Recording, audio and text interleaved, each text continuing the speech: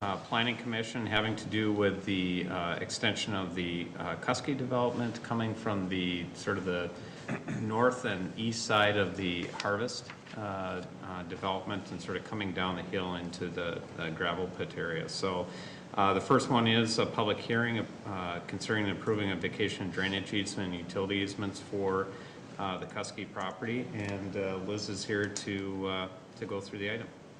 Thank you, Matt. Thank you, Pro Tem Mayor and Council. We have a drainage and utility easement vacation in front of us this evening, which is located on the Kusske property.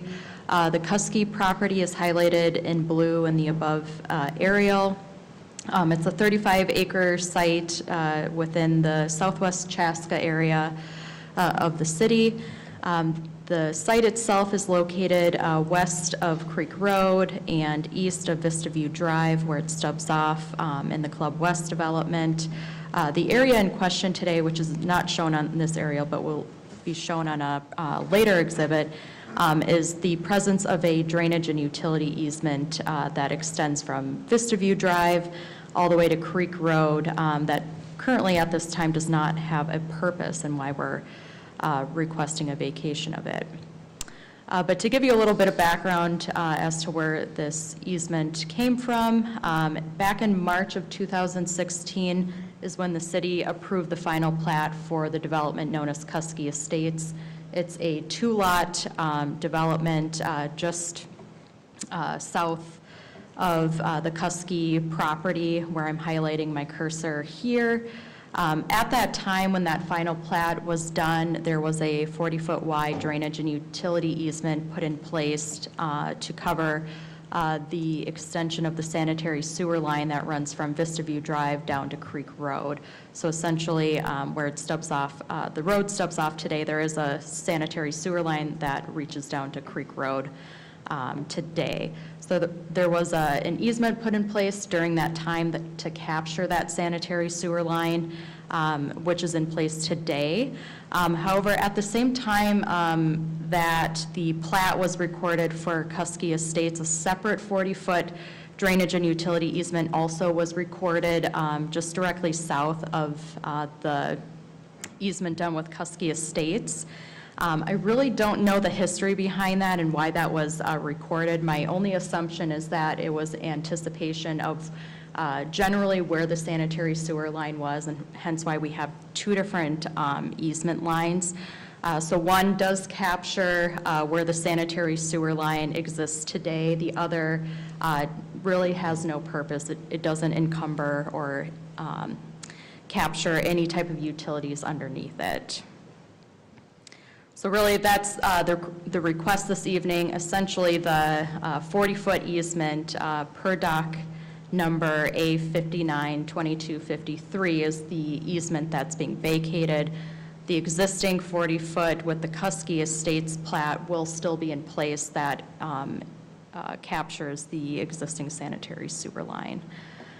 So this is an exhibit showing both of those easements that exist today. Both of them follow the same path from Vista View Drive all the way to Creek Road. There is a minor southerly leg with the one that's being vacated tonight that was put in place prior to that Kusske Estates final plat being recorded. So again, the one in yellow is essentially the easement, drainage and utility easement that will be vacated. But again, there will be one still in place that captures the existing sanitary sewer line today.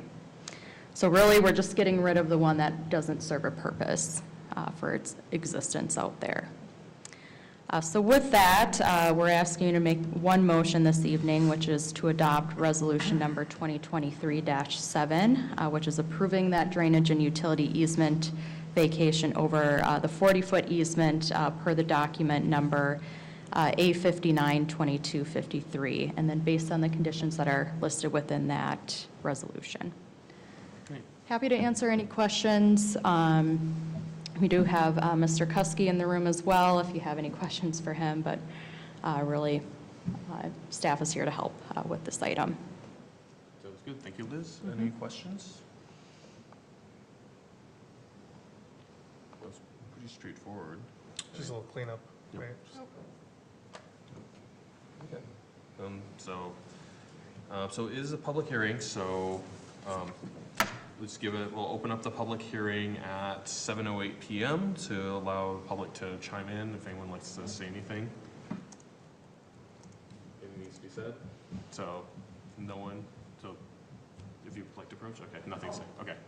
Maybe just a question. You can Sure, go come on up. And then you have to state your name and address, please, for the record. Yes, Stephanie Groff, we're at 3550 Creek Road, your neighbor. We just really came, just kind of curious to keep up with what's going on. Nothing really concerning today, just want to know future, how things are progressing, because obviously it's our front yard.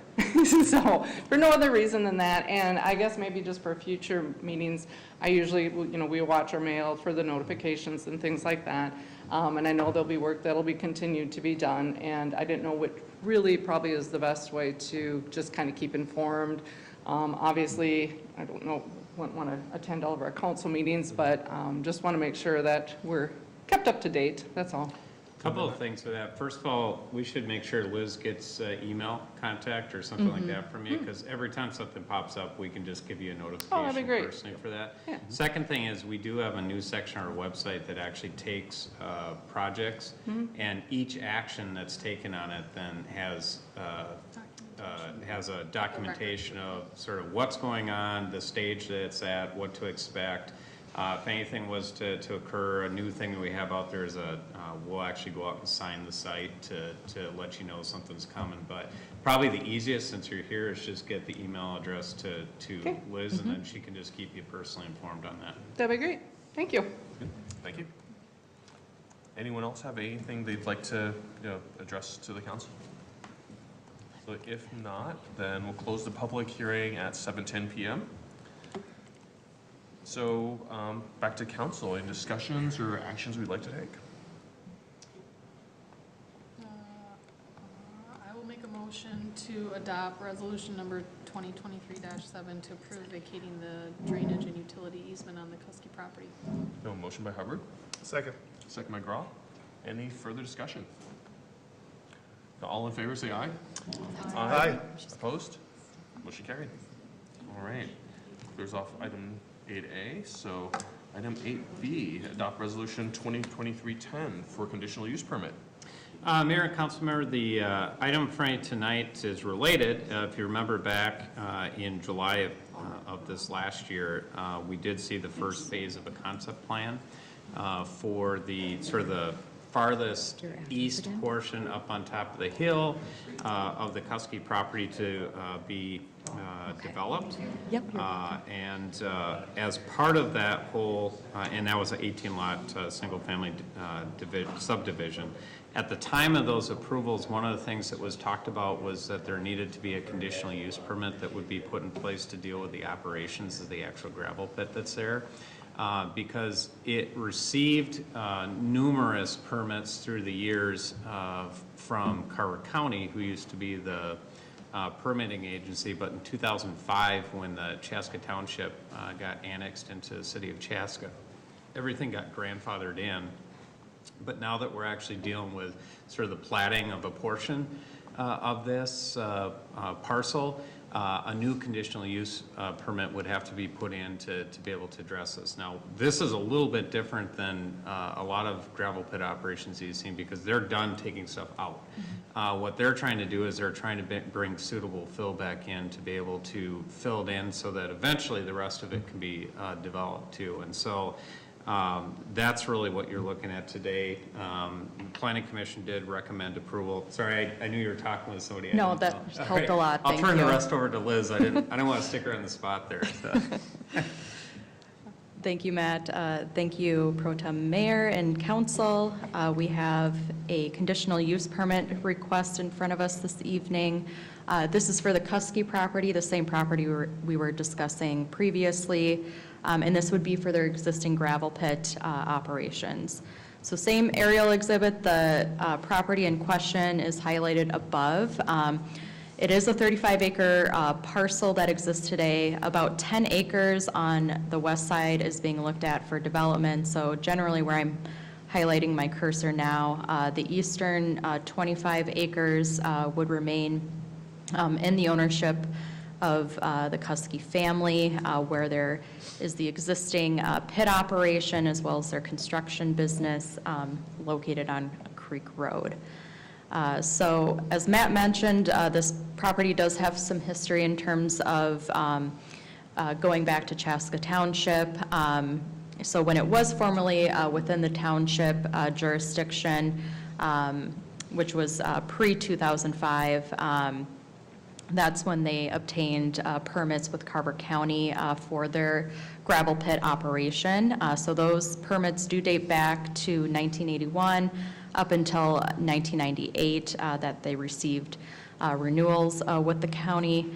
So when the property was annexed in 2005 into the city of Chaska, basically that gravel operation was grandfathered in at that time. There was no formal permit that was obtained from the city, so it's just been kind of existing as is up until now. And really, the trigger point was the Club West 11th development that's being pursued on the western 10 acres of the site. So their property owners currently working with Tradition Development on developing those 10 acres into an 18-lot subdivision. So the previous approvals of that property and that project dates back to May of 2022 when we saw the concept plan come forward for the subdivision. July of 2022 is when we approved the preliminary plat and rezoning for the 18 lots.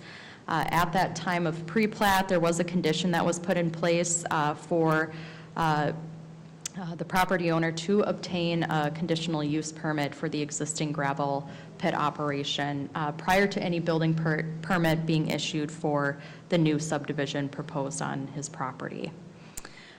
So they have also been pursuing the final plat approvals for that Club West 11th subdivision.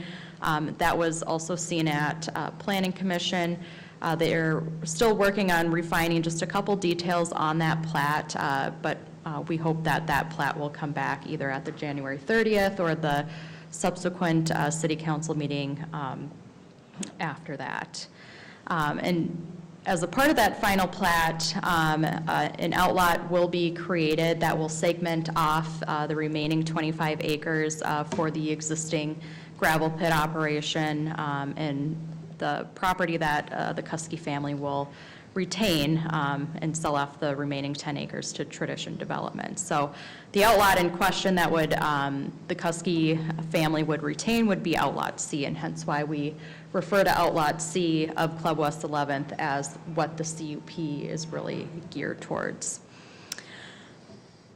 So in the past, again, the eastern 25 acres of the site in question has previously been used for sand and clay mining. Currently at this time, they are not extracting any material. They're only bringing in fill to reclaim the site. So they have no intentions or anticipations to provide or do any other extraction or mining within this property. With the work to be done and still fill the site back to its needed grades, they do anticipate that that could last another 5 years to get it to the ultimate grade point that it needs to be. And that's all dependent on what's available at their construction sites for clean and compactable fill to bring back to this site here. So what they're requesting, again, is an approval of a conditional use permit with the city of Chaska, which would allow them to continue the existing gravel pit operation on their site. The zoning that's in place out here today is open zoning district, which the uses permitted within that district are lawful principal and accessory uses presently existing within the district. And being that this reclamation or bringing in fill material exceeds 2,000 cubic yards in area, they're proposing 2,500 cubic yards, it does require them to get a conditional use permit with the city of Chaska.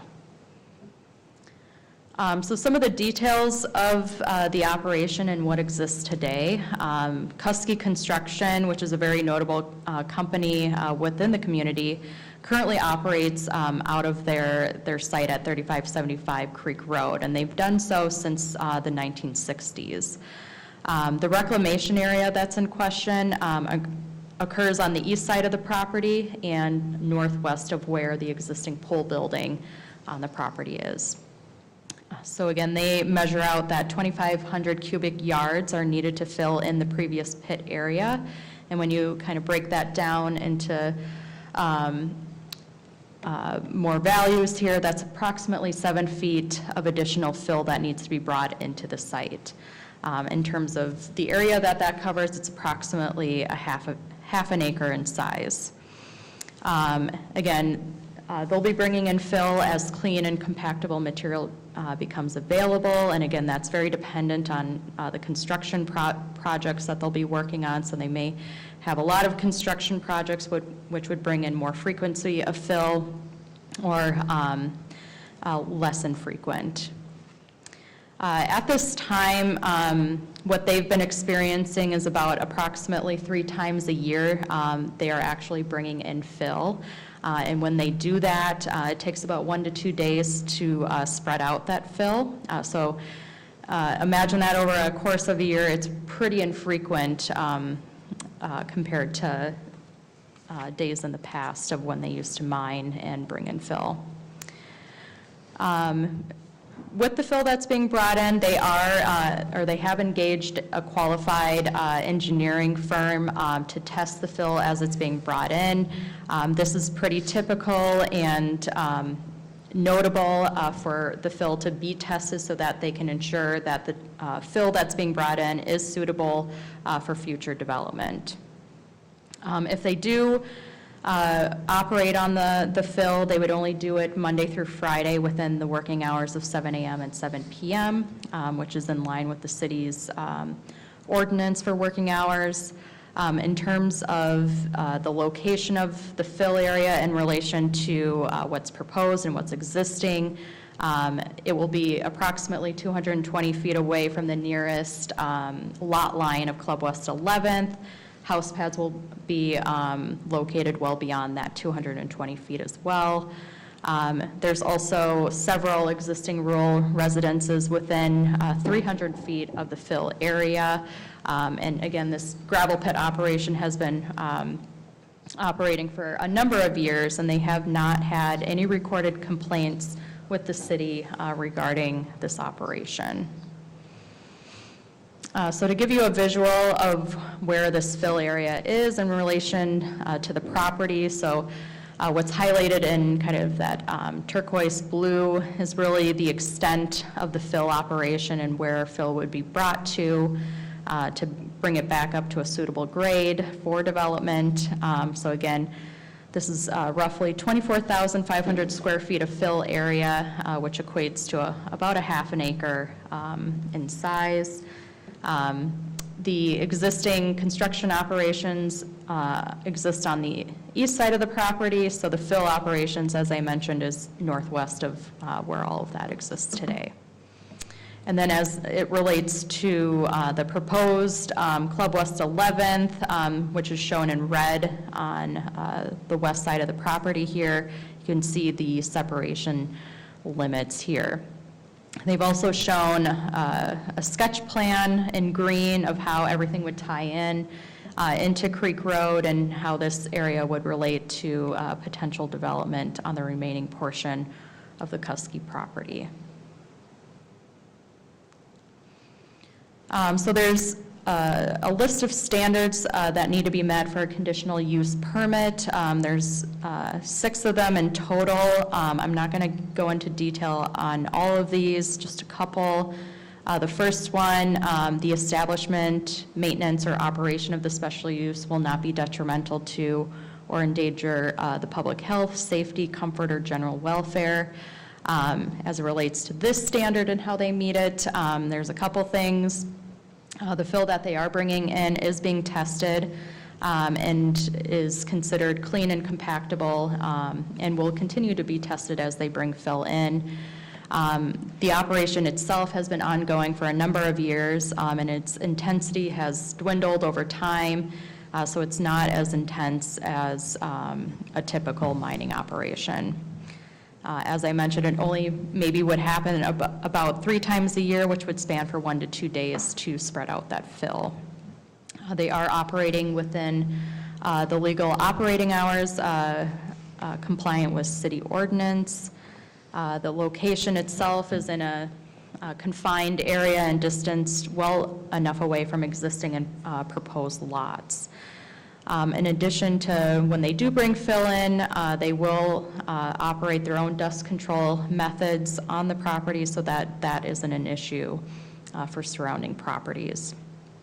In addition, which Tradition Development has mentioned a couple times, not only with this application, but with the Club West 11th application, is that they do provide a disclosure that they hand out to their future buyers that notifies them of the existing operations within the proximity of their lots, which they do have to sign off on when they close on the property. As it relates to Standard C, the establishment of a special use will not impede the normal and orderly development and improvement of surrounding property for uses permitted in the district. Again, this operation, they project it to only occur for another 5 years. Again, that's all dependent on fill being available, but it's what they anticipate at this point in time. They do have motivation to finish out this area so that they can make it available for development. So there's motivation from the property owner to wrap it up as soon as they can so that they can make it valuable for them as they sell. The reclaim material, again, as we noted before, it is tested for suitability and compaction so that it can be accommodating to any future development.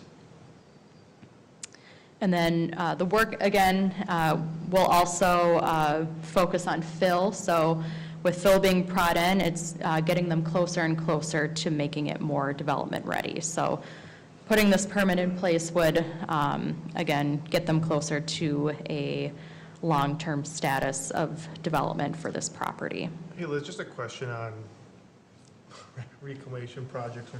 I'm assuming some of that timeline also too is you have to, what you put in there has to settle, right? So it's not necessarily, is it 5 years because that's a little bit of the pace of getting fill? Or is there a need for it to settle year over year as well? I'm just trying to educate myself on a process. Yeah, that's a good question. I'm not sure if Jason can maybe respond to that in a more technical manner than I can. I learn things all the time, so this Yeah. is what's like, I'm curious about. Hi, Jason Kusske, Kusske Construction. Yeah, typically, like if it's like over a 20-foot fill, you do have to leave those settle out for a year or two if you're going to put a house pad on it, just to make sure there isn't any settlement. We're kind of gone through that already, so the 5 years is more just an anticipation on when we're going to get the material. We're not trying to buy the material, we're trying to get it off projects, local projects like city projects where they have a surplus of material when they're doing the streets. That can come in, saves city money, gives us free fill. So it's more along the lines of finding that free fill, and that's why that 5-year window's on there. So the deep fills are pretty much done, as Liz said. It's only, roughly 7 feet is about all that's left, so. Okay, cool, thank you for All right, the thank you. education. I'm always fascinated by the different things that we encounter, so. Well, that concludes my presentation as well. So we're asking you to make a motion this evening, which would be adopting resolution number 2023-10, which is approving the conditional use permit for the existing gravel pit operation on Kuske's property, which will be formally described as Outlot C of Club West 11th. And then that would be subject to the conditions that are listed within the resolution. Cool. Happy to answer any questions. Otherwise, Jason is also available for questions Other if questions? you need them. I'll just mention quick, it's great to see planning going on like this to, so often that this doesn't happen this way, and then you're having to take out bad fill that was brought in years ago, and this is like best case scenario. So big kudos to the property owners for really thinking out ahead of time of how do they make this the best property possible.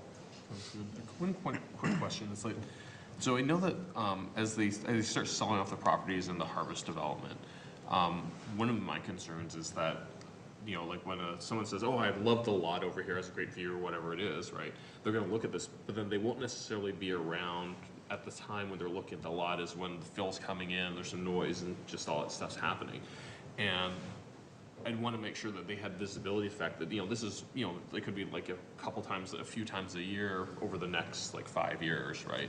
That they have visibility to it. How do we make sure that that transparency is there so that we don't have like, you know, homeowners, property owners just purchase their property like, what's going on? How come there's all this like noisy stuff happening a few times a year? I wasn't expecting this. So Traditions actually is a great developer to have doing this because, so first of all, they'll actually put those disclosures in on the properties when they're actually selling them, tell what's going on.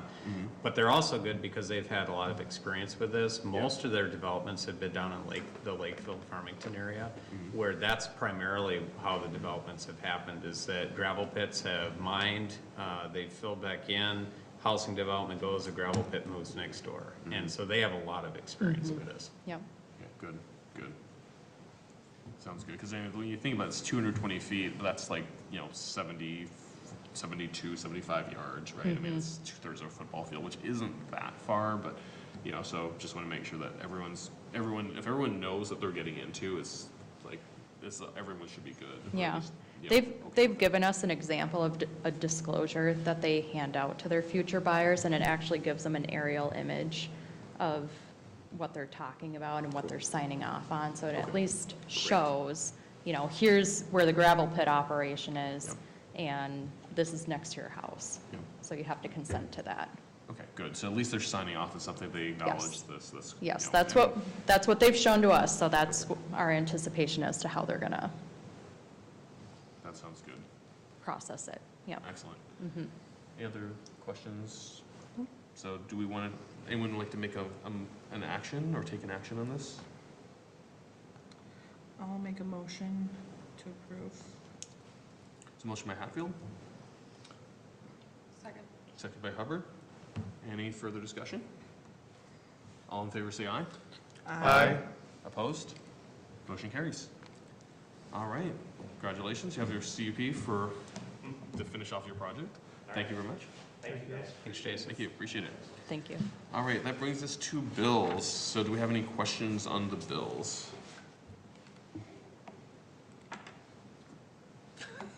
I wanted to see how long you'd make you wait to be able to go. Yeah, I was gonna pause, make an awkwardly long pause. So I have like one single question today, so I'll keep it easy. On page 10, there's an item for Invoice Cloud, so I was wondering about the Invoice Cloud. Is this a new service you're using? 'Cause I don't remember seeing this name come up before. No, they're not. They're the company that processes our online utility bill payments. The reason it probably looks a little different is usually we put in an extra description at the end that says internet utility processing, and we forgot to do that this time, so. Okay. Yeah, because I was, just wondering. Yeah. Okay. Yep. Sounds good. All right, anyone have anything else? Would someone like to make a motion to approve the bills? Motion to pay the bills? Motion by McGraw, Second. second by Hatfield. Any further discussion? Not, roll call please. Councilmember Hatfield? Yes. Councilmember Hubbard? Yes. Councilmember McGraw? Yes. Mayor Pro Tem Juan? Aye, yes. All right, so that brings us to other business, so Councilmember Hatfield. Yes. Couple things. I unfortunately couldn't attend the MLK breakfast, but I did get to watch it. I had a work conflict, but it was a great event, and congrats to Latino Voices. I remember when Gracia first started bringing that up, she had been attending some Downtown Business Alliance meetings and talking about it, and like just how to watch her dream and vision for that organization and how it's come to life through a lot of hard work by herself and others has been incredible. So I think that was really nice recognition for them to get, and everything they do in our community. I just think they're a credible asset. So then some events coming up, Ice Gardens. February 11th is when that'll start. You can vote on an option for, I think you can still suggest too, for one of the ice sculptures. Right now, a adorable corgi is winning, so that might be one of the ice sculptures. And then this Saturday, yes, this Saturday is the Youth Pond Hockey Showcase. Thursday is food distribution, and then, yeah, that's all the things I had. Oh wait, no, one more. Highway 41 project. So that keeps going. There's been a lot of loud noises, even when I was getting here today. Can you guys hear them in here when you're working? They just started at the end of the day, so Okay. we didn't get a chance to Okay, experience it. because I heard it as I got here. So some loud noises happening over in front of Size, but that's all gonna keep continuing. We've had that happening, but you can sign up for emails. That's really helpful to have. Their Facebook page is also very helpful. So if you want to kind of see where the work is happening and what's being done, that's really helpful. And then from the business side of things, we have a lot of downtown businesses, obviously. So continue to go eat at Size, continue to shop at the consignment store, all of those, continue to do those things while this is all happening. Going to the Downtown Business Alliance meetings and getting to hear the business owners, and they have a lot of concerns about how business will go during this time. So I just want to encourage everyone, we're talking to encourage people to go downtown. They've put a lot of, Bolton Mink has been amazing partners in making sure that the businesses are heard as much as possible. And that there is going to be like clear communication about walkability and drivability. And I think the plans are really good to make sure people can still move around downtown throughout the project as we head into the next year. So February 10th, did we confirm that for here? Okay, so for me business owners, I guess, February 10th, the Downtown Business Alliance meeting will be here in these chambers. And I invite you to come to that if you want to get more information. It's incredibly helpful to actually hear it from them. So, and of course, I'm always open to hearing anything. Councilmember Wong came to the last meeting. I think that was eye-opening for you to hear kind of everything that's coming up and the concerns of the businesses. So, just keep supporting them through construction, because it's already been happening, but it's about to get even more real as we head into the spring months. So, Will we be getting an update from Bolton Mink for council? Yeah, we've kind of prepped them that they would, that you all would like to have an update. It's just finding the right time to do that, and I've talked with Matt Clark about that as well, so.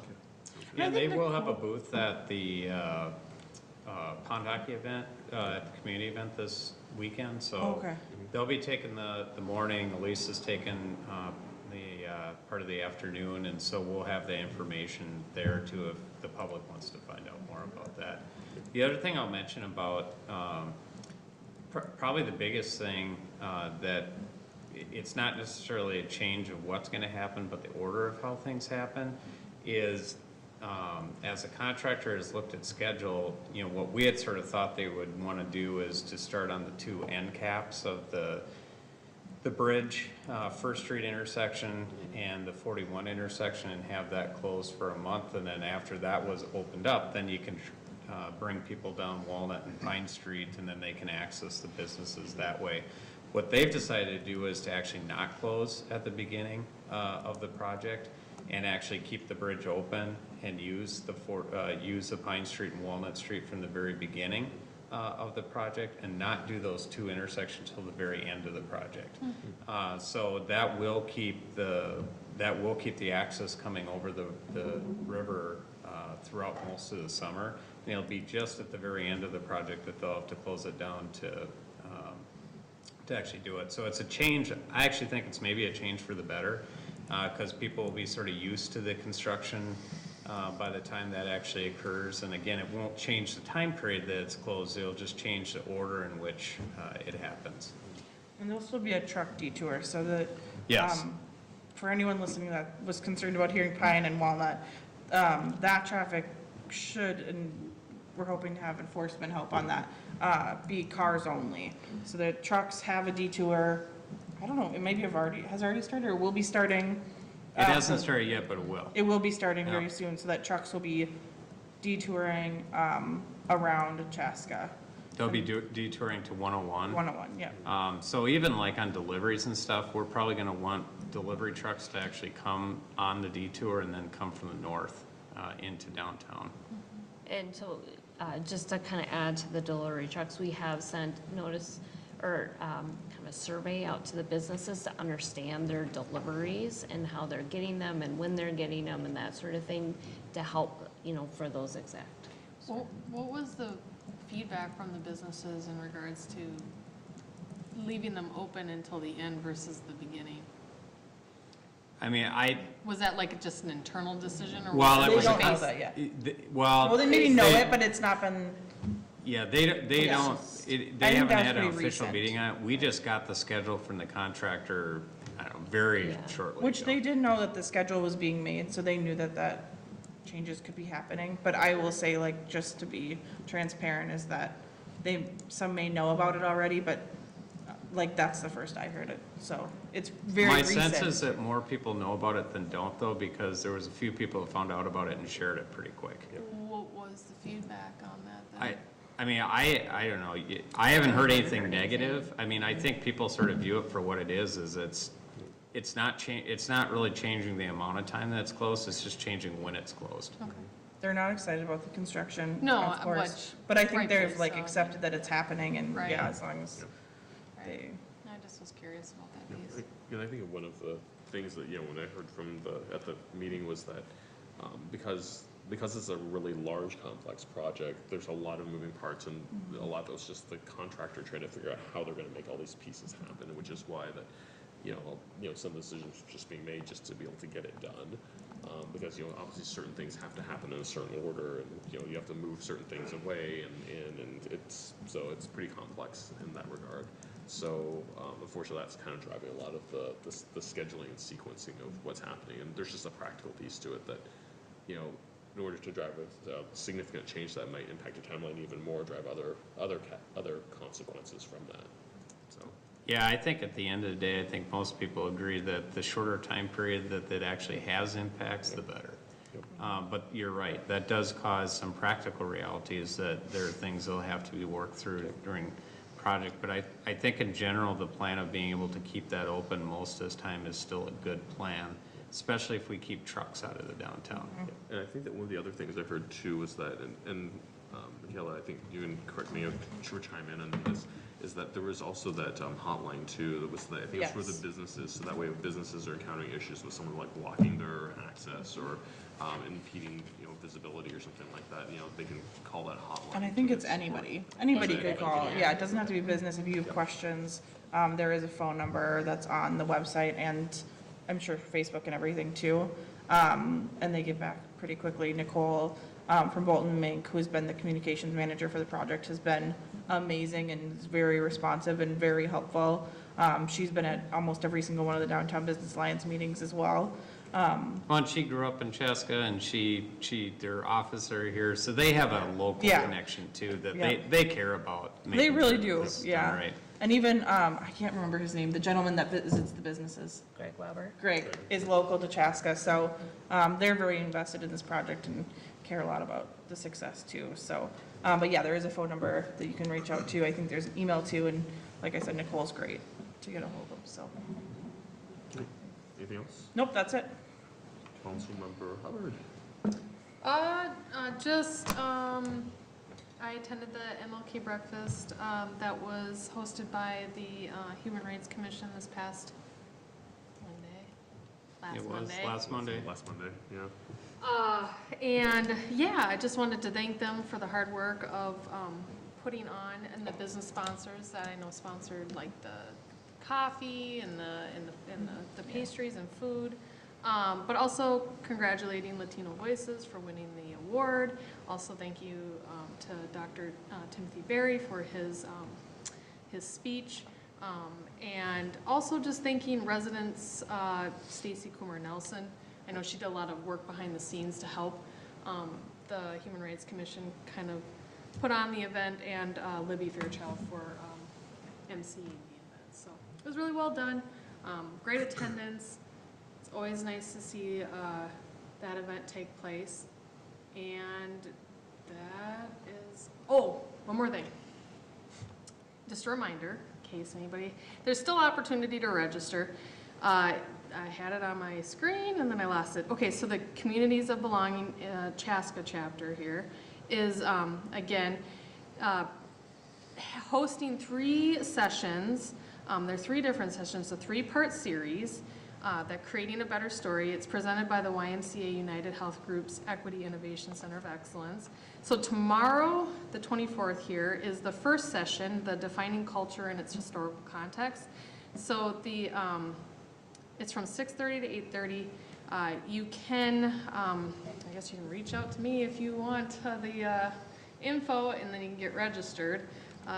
It's an online, like a Zoom, so that's tomorrow. And then there's 2 more later, but I'll bring those up. Actually, yeah, I'll bring those up when they come up. They're staggered in 2 weeks. They are, yeah. So February 7th is next one. I know we have a meeting before then, so I'm done. 2. Sounds good. So. We do have 2. We have 2 meetings Right. before then. 2 meetings. Yeah, 2 3 in a row. opportunities. I don't wanna take it all at once. I'm gonna spread it out. So the Little 1.2 bites. million people out there can take it all in. Yeah, I mean, what else is there for me? So, that's Excellent. it. Sounds good, thank you. Councilmember Brawl? I just had a question or a statement. We're talking, when I start thinking the harvest, it always pops up in my mind. And I actually just talked to someone who lives in the harvest, and they brought this fact up to me, and it continues to kind of just bug me a little bit. And it's the fact that development continues to grow, which is good. Not that part doesn't bug me, but it's a little bit of the association turning it over to the individuals that live there, because they continue not to hit the threshold of having to do that because they keep adding more. And I guess I don't know. I'm sure they're following. They need to do what they do, but I don't like that personally, and I hear that sometimes because they would like to have that association, and it's going to be a big association when it's all said and done. But I mean, that's gone on like 4 years at this point, if not longer. But that's the comments, like, well, they just keep adding more houses to it so that it doesn't hit the threshold where they have to do that. So it's more of a statement and or feedback, or I don't think there's much we as a city can do with that, but I don't know. I can tell you it's not uncommon, because I Yeah. know that, like, for instance, when we moved into our first house in Cloverfield, it probably was at least 4 years before we took it over. And you're right, it gets frustrating because people want to have a little bit more of a voice in there. The developers are protected by state statute because they're wanting to have control over what happens in their development before they're done with their investment. But there is no question that it is frustrating to residents. I mean, we know the people with Traditions Development well, so we can mention to them that, that comes up, it keeps on coming up as a concern, and maybe there's a way that they can get people involved. Yeah, I think they've done a good job. So. Like I said, it's not necessarily if like there's major things that they want to get changed. Like we talked about how they do a good job in working with and disclosing their their information and their flyers. I just think at some point people just like, hey, it'd be nice to have a say a little bit, and sometimes it also has to do like potentially with cost, right? Because association fees dramatically can change if they're community ran versus companies running it. What's right? interesting is they usually start out really cheap, and then when the community runs them, they get more expensive. They do. I will attest to that personally. But I mean, So a lot of it is like property insurance premiums are sky high, and they've got nothing but up. So Yep, so I just mentioned that because every time we start talking about the harvest, I think about that, and like I said, just in the last week, I had a resident kind of joke, like, yeah, maybe we'll still be living here when I can have some feedback on the association because they just keep adding, so. Second thing, just a shout out to the great use of technology, so, and I know we've done this for several years, but, I also had a work commitment with the MLK breakfast, was able to actually watch it live. Sound was good, picture was good. Google tells you, or YouTube tells you, like 8 other people were watching it live at the same time. It wasn't probably just Kevin 7 times. Might have been. But I like the thing, like continuing to drive a vision, Zoom meetings, and having that interconnectability and making it easy for people to participate is something I just continue to be proud of in the city of Chaska. Because a lot of times people may not realize that they can do that. But it worked great. Like I said, you could hear well. Presentation was well. You could see what was being talked about her, so it was just a good experience, so shout out to that. I attended the Chaska Chan basketball games this last weekend, last Friday. The girls played at 5:30 and followed by the boys. They split, if you're wondering. The girls and the boys split. But it's just kind of one of those opportunities, right? So they had a pink out, or wore pink, to honor, and I'm going to make sure I get this right here, Kelsey Gronowski, whose husband works for the Eastern Carver County, who had passed away actually just a week ago today. And just to see, that rivalry game, and that's fun, but they're all wearing the same warm-up shirts, and it was packed. The support, and there were some free will donations going on. And just one of those moments where you take your kids there and you just realize that there are bigger things than basketball or sports. And it's funny because it's just like wearing pink. Like my youngest, for some reason, has that stuck. It's like, oh, it's for cancer. And it's actually, that is what it is, and everything like that. So that was, super cool to see the community come together and kind of support that cause, and good turnout and everything like that, which was great. And then lastly, just wishing individuals who celebrate Lunar New Year. So happy Lunar New Year for our Asia Pacific Islanders, or anyone. It's the year of the rabbit, which I've learned this week though, unless you're from Vietnam, it's the year of the cat. So I actually actively participated in an ERG, which is our Asia Pacific Islander Alliance at where I work. And so I'm always learning new things. So I thought that was interesting. And I won't go into the details here, but if you're curious why, because there's two different lores of why Vietnam has the rabbit, doesn't have the rabbit. It's just interesting to kind of learn and kind of understand that. So happy New Year to those who celebrate the Lunar New Year. And that is all I have. Matt? All right. A couple things.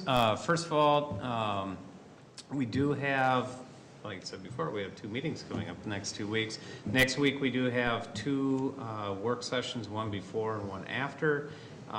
The one before is on the naming rights, and if there's, I know you guys received sort of the initial phase 1 report. If there's anything that you definitely want us to bring up as part of the discussion, just shoot me over an email sometime this week so that we make sure we include that in the discussion. And then we'll just make sure that we address that and are able to answer those questions. Second thing, so there's actually 2 community events coming up the next couple weeks. So the pond hockey event is coming up this Saturday from 10 a.m. till 4 p.m. And that's a sort of a joint, trying to make it the winter festival, and it's a joint program between the Chaska Rotary and the Parks and Rec Department. Unfortunately, the ice is not good, but really don't want to deter people away, because there's going to be a lot of activities and a lot of fun stuff, especially with a nice weekend like this. There's going to be snowman making contests, and balloon volleyball, and taking and shooting snowballs with those rubber bands, and indoor games and movies and stuff. So it's a lot of stuff going on, a lot of fun to still come down. And then that next weekend is the fishing contest for the fire, unfortunately without fishing this year, but it will be from 1 to 3 down at the event center. And just like with the pond hockey event, there's really sort of 2 events in one. They won't have the on-ice fishing, but they will have all their stuff. Yeah, they have the raffle. And little minnow racing games and stuff. Food and, Yeah, so they're, even without the sort of on the lake events, they're still really worthwhile events to go to. Confirm that. I think that's it. You mentioned that it was at 10 a.m., but I think in the notes it said 9 a.m. Yeah, it's actually 10. Is that 10? Yep. Okay. 10 a.m. to 4 p.m. Okay. You get to sleep in an hour. I think that's it. All right. Thank you, Jake. Nothing for you. Okay. Liz? Nothing. Mike, you have anything back there? That was quick. Just when the stub does it, right? Yeah. Elise? Nope, nothing. Only thing I have here is, and also congratulations to Team Gensel and Ryorchak? Ryorchak, yep. Who Tim Gensel won the bronze. representing Minnesota for the U18 Junior National Championships, and Team Reiland won gold. So congratulations to both teams, and your son was And actually one of them, two members on each team from the Chaska Curling Center. which is super, super cool. Yep. And it says miles about how much this center has made an impact in the world of curling, which is a phenomenal thing. We've So, only been open since late 2015, and those kids back then couldn't even get a stone down the ice. yeah. And I've seen them from the very beginning, so it's been amazing to see their progression. And, and of course we have Coleman Thurston, who's from Chaska, who is going to be on the U21 team, or on the U21 team, won a gold medal. So Yeah, and so winning the U21s, you go to Worlds and represent the United States. So February 24th through like March 2nd, he's going to be representing the United States in Fusen, Germany.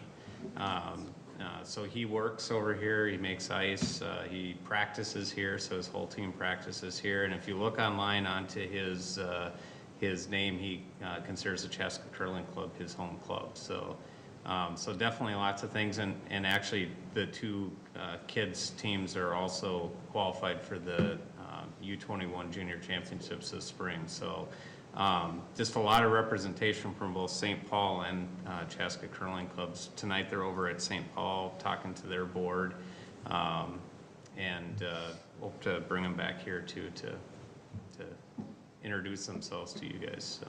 Very cool. Congratulations to all of them. It's like, there's a lot of hard work, and it's a testament to, all of their tenacity to, go that far, and, certainly wish them to continue success in their future endeavors. Yeah. And, maybe bring back a gold medal from the Olympics someday, right? Hope so. That's sort of what they're aiming for. That would be pretty cool. It's amazing how it all starts off with start off the conversation of how did we bring something to Chaska that would, attract people from other places, and that kind of spur this conversation that really impacts people's lives, and it impacts Chaska in such a positive way too. Well, and I think it's important to point out too, we talk about this being, we wanted to create this purely for a destination into Chaska and a destination into downtown. Besides Coleman, we have the Anderson twins, who actually were part of the women's Olympic team, the last Olympics, and they consider Chaska their curling home. And so it is neat to see how, and those people were not from Chaska. They grew up in other communities, and this became an attraction that brought them to the community. It's super cool. It's really neat to hear that. So great news there. And last little bit, it's just a new local business opening up. This Maida's Cafe is opened. That's open at where Southeast Chaska, where the SA is, over where like the the body shops and stuff are down there. So that's now open. So, and I know that's been getting a lot of talk on Facebook too. Very good. It's delicious. What kind of food? They have everything. They have some American, Asian. Yep. Yeah, my whole family had Asian. Their like noodle bowl was phenomenal. I had the yum yum chicken. It was so good, and they were so nice. It was like hot and ready when I got there to pick it up. So Yeah, the owner highly recommend. The owner is super friendly. I think he's originally from Minnesota. He grew up in like Minnetonka, and then moved down to Florida and ran some businesses down there, and then just moved back a couple of years ago to Minnesota. So he's kind of a Minnesota native. Moved down there, came back, and actually came. I was chatting with him. He said he came back because he just wanted a better quality of life for his kids growing up, and said Minnesota's a better place to grow up. So raised a family. So great reason to come back. So happy he's here, and it's just always great to see a local restaurant opening up here in town, and to see a family starting something. It's just like really, really exciting. Yeah, great for if you need a lunch, grab some lunch, takeout, dinner takeout. It was super good food. I was impressed because we got like 7 meals, and it was like hot and ready when we got there. So speaking of restaurants, is anything happening at that KFC site? Not now. Always have to Yeah. kind of put it out there. So with that, anyone else have anything? Did I miss anybody? So, wow, under an hour here. So unless someone wants to delay adjourning the meeting. One quick thing, I will point, sorry, Mike. I will just point out, take a read of the Cooper's thing if you haven't. Yeah. That's, Yeah. that's gonna be probably coming together pretty quickly, so just want to make sure everybody's aware Yeah. that that's going on. I think so. it's really, a really positive thing for the community, really exciting too, to be able to make sure that we ensure that we don't create our own food desert within town, and then. Especially when you look at, especially down there is a lot of people that rely on that grocery store, Being able to walk. being the able to grocery walk store. to it. And for us not to try to do something to preserve that long-term, it seems like it's definitely worth the effort. It'd be detrimental in my opinion, and since we have, one of our strategic goals is a vibrant downtown, I think that not having a grocery store downtown would be detrimental to that goal, so I was happy to see that. So thanks for staff's work on that, for sure. Good work. All right, would anyone like to make a motion to adjourn? Motion to adjourn. Second. Motion by Groff, second by Hubbard. Any further discussion? All in favor, say aye. Aye. Opposed? Motion adjourned. Thank you very much. Sort of wave to everyone.